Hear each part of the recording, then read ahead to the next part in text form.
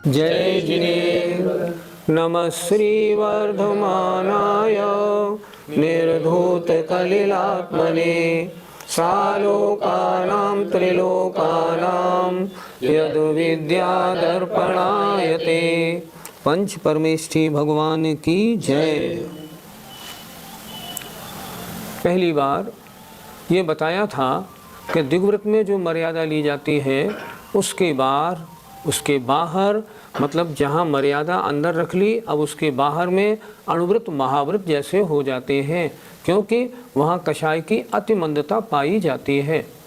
महाव्रत क्या होते हैं, इनका स्वरूप भी पहले बता दिया था कि जहाँ पांचों पापों का मन वचन काया कृतकार्यत अनुमोदना से संपूर्ण त्याग होता है, उसका नाम महाव्रत है। और एक बात और बहुत अच्छी बताई थी कि महाव्रत धारण करना हर एक के बूते की बात नहीं। महाव्रत धारण करने वाले तो महताम महापुरुष ही होते हैं, क्योंकि महाव्रत अत्यंत निर्जरा के कारण है, अतः धारण करने योग्य तो हैं, पर अपनी सामर्थ्य और अपनी विल पावर होने पर ही धारण किए जाते हैं। अब आज बताएंगे कि दशों दिशाओं में आने जाने का जो नियम लिया था, उस नियम में क्या क्या दोष लगते हैं, अतिचार लगते हैं 5। आइए अब उनको देखते हैं। ऊर्ध्वाधस्ता तेर्यग व्यतिपातः क्षेत्र वृद्धिरवधीनां विस्मरणं दिग्विरते प्रत्याशाः पंचमन्यन्ते। बोलिए।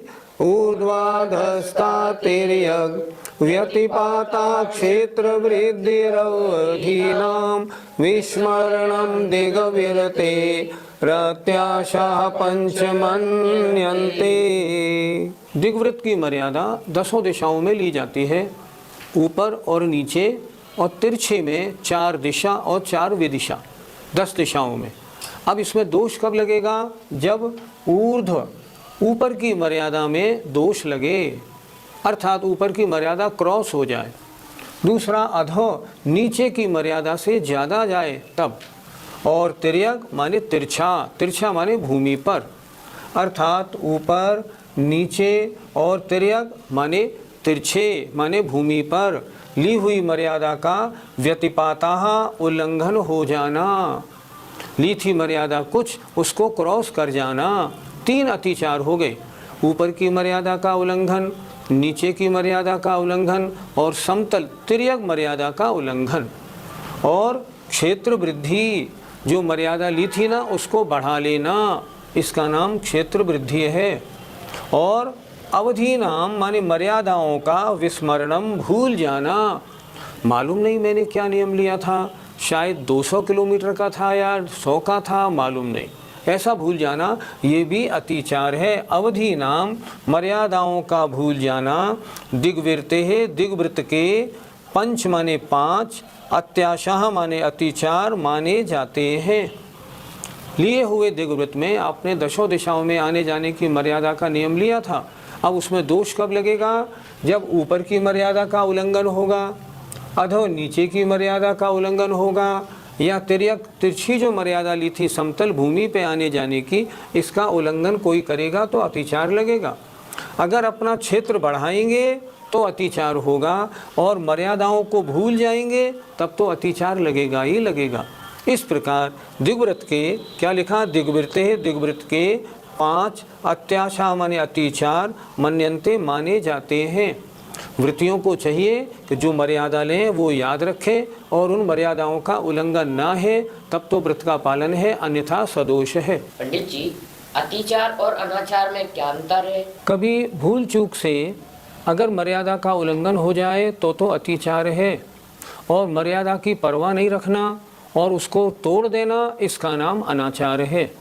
अतिचार अगर लगेगा तो व्रत पालन के नंबर पूरे नहीं मिलेंगे। मान लीजिए 100 नंबर हैं, 100 नंबर में आचार्यों ने क्या बताया कि व्रतों में दोष 4 प्रकार से लगते हैं। पहला लगता है अतिक्रम, जो लिया हुआ व्रत है उसको बोझ मानना, अरे फंस गए, अच्छा नहीं लिया, इसका नाम अतिक्रम। अगर मन में ऐसे परिणाम लेके व्रत का पालन भी करेगा तो भी 25 नंबर कटेंगे। दूसरा व्यतिक्रम, जो वस्तु त्याग दी है उसे खाया नहीं, लेकिन मन में इच्छा हुई और खरीद के ले आया, मौका पड़ेगा तब खा लूँगा, व्यतिक्रम हो गया। और अतिचार, कभी बहुत मन नहीं माना और खा भी लिया और बाद में अपनी गलती महसूस की और अपने व्रत का स्मरण किया, इसका नाम अतिचार। अतिचार में व्रत का डर रहता है, व्रत की मर्यादा को रखता हुआ दोष हो जाए तो अतिचार है। और व्रत की परवाह नहीं रखना, लिया होगा नियम, हमसे नहीं चलता। जब नियम लिया था, जब जमाना और था, अब तो जमाना बदल गया।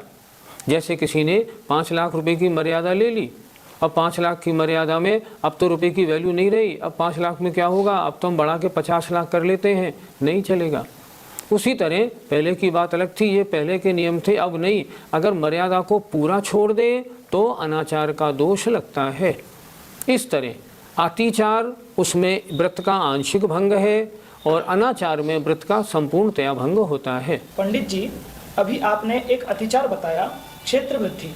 तो यदि क्षेत्र में वृद्धि हो जाएगी तो व्रत तो भंग हो जाएगा, फिर उसमें अतिचार कैसा क्या? आपका कहना बिल्कुल ठीक है, लेकिन क्षेत्र वृद्धि को समझे थोड़ा। क्षेत्र वृद्धि का मतलब, मान लो हमने पूरब में 500 किलोमीटर जाने का नियम लिया और पश्चिम में 600 का जाने का नियम लिया। अब मान लो हमारा व्यापार पूरब से तो कम होने लगा और पश्चिम में बढ़ने लगा। अब हम क्या कर लें कि पूरब में तो 500 का घटा के 300 कर लें और पश्चिम में 200 किलोमीटर मर्यादा बढ़ा लें, तब क्या होगा, दोष लगेगा। यद्यपि आपने अपने व्रत का ध्यान रखते हुए एक तरफ 200 घटा के एक तरफ 200 बढ़ाया है, फिर भी आपने बढ़ाया घटाया क्यों, इसलिए आपको दोष लगेगा। करना क्या चाहिए था, व्यापार मेरा कहीं भी घटे कहीं भी बढ़े, मेरी तो जो मर्यादा है मैं उस मर्यादा का उल्लंघन नहीं करूँगा। लेकिन एक तरफ घटा के एक तरफ बढ़ाया है तो अतिचार है। अगर बढ़ा लेते दोनों तरफ तो क्या होता, अनाचार, व्रतभंग हो जाता। पंडित जी, मर्यादा को भूलना अतिचार क्यों माना है? आप जब मर्यादा को ही भूल गए तब फिर अतिचार तो लगेगा ही लगेगा। आपको यही होश नहीं रहा, यही ध्यान नहीं रहा कि मैंने 500 किलोमीटर का नियम लिया था, ऊपर इतने फुट का लिया था तो इतने फुट का नीचे लिया था, मान लो, फिर क्या पालन करोगे? और शक में अगर पालन करोगे, मान लो आपने पहले सोचा शायद मैंने 400 का नियम लिया था, अब कभी 500 की नियत आ गई, हो सकता है शायद 500 का नियम लिया था, तो अतिचार तो लगेगा ही लगेगा। करना क्या चाहिए कायदे से, हम लोग थोड़ा गलती करते हैं, हम सभी लोग गलती करते हैं। आप भी ज़रा ध्यान से, आप सब लोग भी सुने। जब भी किन्हीं महाराज से कोई नियम आप लें, तुरंत घर पे एक नियम की डायरी बनाएं और उसमें नोट करें।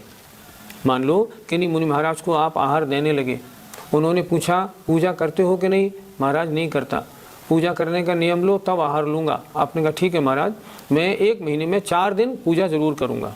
महाराज बोले चलो ठीक, जोड़ो तो सही। लेकिन अब आपको क्या चाहिए, आपको वो 4 दिन लिखने पड़ेंगे। पहले तो अपनी डायरी में लिखना पड़ेगा कि मैंने आज से प्रति माह 1 महीने में 4 दिन पूजा का नियम लिया है, और फिर आपको डायरी में लिखना पड़ेगा इन तारीखों को मैंने पूजा की।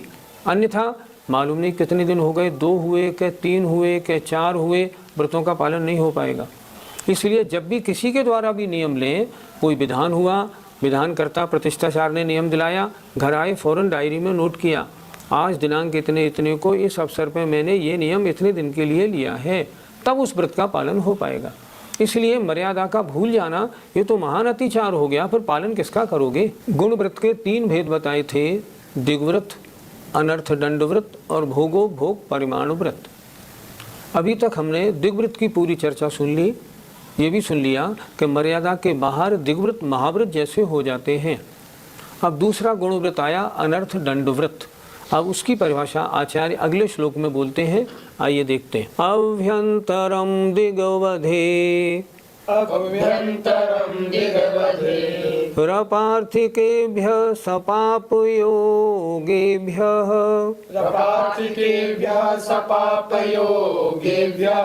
विरुमणमनर्थदण्ड व्रतं विदुर्व्रतधराग्रण्यः। बोलिए, अव्यंतरम दिग्वधे रपार्थिकेभ्यः सपापयोगिभ्यः वीरमणमनर्थदण्ड वेदं विदुर्व्रतधराग्रण्यः। एक एक शब्द का अर्थ देखिए। अभ्यंतरम माने भीतर, किसके भीतर? दिग्वधे, दिग्व्रत की मर्यादा के भीतर। दिग्व्रत में अवधि माने जो मर्यादा की थी उसके अंदर। अपार्थिकेभ्यः मतलब जिसमें अपना कोई प्रयोजन नहीं है, व्यर्थ में ही, निष्प्रयोजन, बिना मतलब के। और स माने सहित, पाप योगेभ्य पाप योगों से सहित होते हुए। अर्थात मर्यादा कौन सी? जो दिग्वृत्त की है, उसके अंदर में जिन कार्यों में अपना कोई प्रयोजन नहीं है, और पाप योगेभ्य मन वचन काय से जहाँ पाप हो रहा हो उससे विरमणम अर्थात दूर होना, उसका त्याग करना अनर्थ दंड व्रत है। इसे कौन कहता है? किसने बताया है? व्रत धारण करने में जो अग्रणी है, अर्थात व्रतों को धारण करने में जो मुख्य हैं वे, अर्थात गणधर देव, आचार्यों ने, महान मुनिराजों ने, सर्वज्ञ देव ने उसको कहा है ये अनर्थ दंड व्रत है। पंडित जी, अनर्थ दंड शब्द का अर्थ क्या होता है? संधि विच्छेद करो। अन अर्थ और दंड। अन अर्थ बिना मतलब के, दंड माने पनिशमेंट हो जाए, अपना मतलब तो कोई न बने और फिर भी जुर्माना लग जाए, पाप हो जाए, उन्हें कहते हैं अनर्थ दंड। जैसे आप सोच रहे हैं ना किसी का नुकसान हो जाए, क्या आपके सोचने से नुकसान हो जाएगा? नहीं होगा। आपके सोचने से नुकसान हुआ? वो भी नहीं हुआ। आपने सोचा, पाप लगा। हम ऐसा क्यों सोचें? तो अनर्थ दंड माने बिना मतलब के जहाँ दंड लग जाए उसका नाम अनर्थ दंड है, और उसको छोड़ना अनर्थ दंड व्रत कहलाता है। पंडित जी, हम कौन कौन से अनर्थ दंड करते हैं? आजकल सबसे ज़्यादा अनर्थ दंड वाला कार्य हो गया टीवी का देखना, सिनेमाओं का देखना, सबसे बड़ा अनर्थ दंड हो गया।